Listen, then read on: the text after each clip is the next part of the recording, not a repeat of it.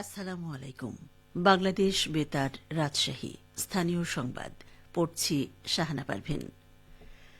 আর মাত্র 6 দিন পরই ত্রয়োদশ জাতীয় সংসদ নির্বাচন। আগামী 12 ফেব্রুয়ারি নির্বাচন ঘিরে রাজশাহীর সংসদীয় আসনগুলোতে উৎসবমুখর পরিবেশে চলছে প্রার্থীদের প্রচার প্রচারণা। নির্বাচনের পরিবেশ নিয়ে স্বস্তি প্রকাশ করেছেন প্রার্থী ও ভোটাররা। এদিকে নির্বাচনের পরিবেশ স্থিতিশীল রাখতে প্রার্থীদের নির্ধারিত আচরণবিধি পালনের আহ্বান জানিয়েছেন নির্বাচন কমিশন। এ নিয়ে এখন শুনুন মহানগর সংবাদদাতার বিশেষ প্রতিবেদন। রাজশাহীর 6টি সংসদীয় আসনে উৎসব মুখর পরিবেশে চলছে প্রার্থীদের প্রচার প্রচারণা। ভোটারদের দাঁড়ে দাঁড়ে গিয়ে তারা এলাকার উন্নয়নে দিচ্ছেন নানা প্রতিশ্রুতি। এদিকে নির্বাচনের পরিবেশ নিয়ে স্বস্তি প্রকাশ করেছেন সকল প্রার্থী। বাংলাদেশ জামায়াতে ইসলামীর রাজশাহী 2 আসনের প্রার্থী ডাক্তার মোহাম্মদ জাহাঙ্গীর ও রাজশাহী 3 আসনের প্রার্থী মোহাম্মদ আবুল কালাম আজাদ বলেন, আজকে মানুষের মধ্যে যে সাড়া দেখেছি তাতে 3 ভাগের 2 ভাগ ভোট দাঁড়িপাল্লার। আশা করছি যে রাজশাহীতে খুব শান্তিপূর্ণ উপায়ে নির্বাচন হবে, পরিবেশ শান্ত থাকবে। আমরা শান্তিপূর্ণভাবে জনগণ যেন ভোট দিতে পারে সেই জন্য প্রশাসনের কাছে এবং অন্যান্য যারা রাজনৈতিক দল আছে তাদের কাছে আমরা আহ্বান করব তারা যেন শান্তিপূর্ণ পরিবেশ বজায় রাখেন। আমরা গণতান্ত্রিক পরিবেশকে সমুন্নত রাখতে চাই। এবারের নির্বাচন হবে গণতন্ত্রকে প্রতিষ্ঠিত করা, এমনটাই জানান বিএনপির রাজশাহী 2 আসনের প্রার্থী মিজানুর রহমান মিনু ও রাজশাহী 3 আসনের প্রার্থী শফিকুল হক মিলন। যে নির্বাচনের আয়োজক হচ্ছে দেশের জনগণ, তারা নির্বাচনের আয়োজন করেছে, এই জন্য উৎসবমুখর পরিবেশ আছে।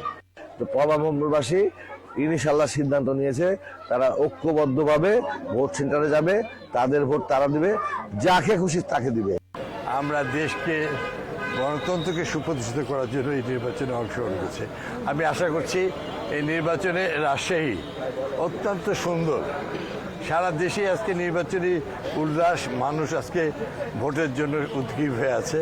এদিকে নির্বাচনে শান্তিপূর্ণ পরিবেশ বজায় রাখতে সকল প্রার্থীকে আচরণবিধি পালনের অনুরোধ জানিয়েছেন রাজশাহীর আঞ্চলিক নির্বাচন কর্মকর্তা মোহাম্মদ আনিসুর রহমান।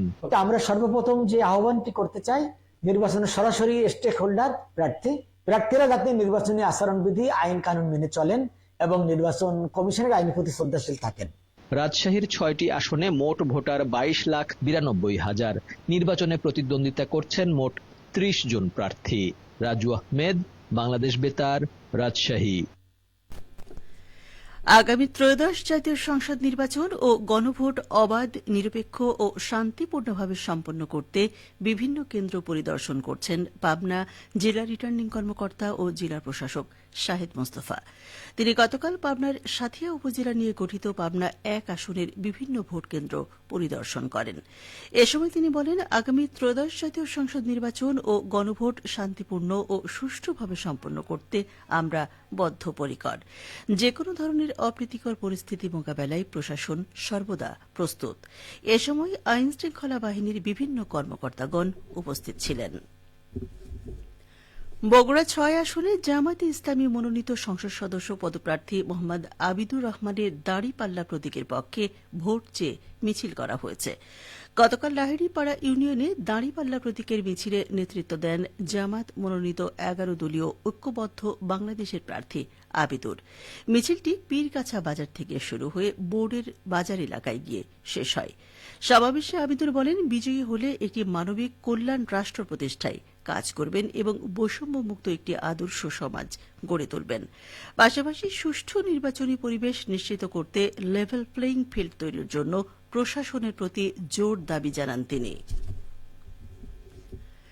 নওগাঁর পত্নীতলা উপজেলায় চলতি মৌসুমে 19,515 হেক্টর জমিতে বোরো ধান চাষ লক্ষ্যমাত্রা নির্ধারণ করা হয়েছে। ফসলের মাঠগুলোতে নতুন চারা সংগ্রহ, সেচ দিয়ে জমি প্রস্তুত ও চারা রোপণে এখন ব্যস্ত সময় পার করছেন চাষিরা। চলতি মৌসুমে কৃষকরা উচ্চ ফলনশীল বৃধান 88, 89, 90 ও স্থানীয় জিরা জাতের ধানের আবাদ বেশি করছেন। উপজেলা কৃষি অফিস জানিয়েছে, উৎপাদন বৃদ্ধি করতে সরকারিভাবে বিনামূল্যে প্রণোদনা কর্মসূচির আওতায় উপজেলার 1,600 জন প্রান্তিক কৃষকদের মাঝে ডিএপি 10 কেজি, এমওপি 10 কেজি ও 5 কেজি করে বীজ প্রদান করা হয়েছে। এছাড়াও কৃষকদেরকে বিভিন্ন প্রশিক্ষণ, উঠান বৈঠক ও আধুনিক প্রযুক্তির ব্যবহার সহ মাঠ পর্যায়ে সার্বিক পরামর্শ দেওয়া হচ্ছে। উপজেলা কৃষি অফিসার কৃষিবিদ মোহাম্মদ সোহরাব হোসেন বলেন, এ পর্যন্ত উপজেলায় 20% বোরো ধান রোপণ সম্পন্ন হয়েছে। চাষিরা আলু ও সরিষার ফলন ঘরে তুলে পর্যায়ক্রমে সেই জমিতে ধানের চারা রোপণ করছেন। আগামী 15 থেকে 20 দিনের মধ্যে বোরো ধানের চারা রোপণ সম্পন্ন হবে বলে আশাবাদ ব্যক্ত করেন তিনি। সবশেষে আবহাওয়া।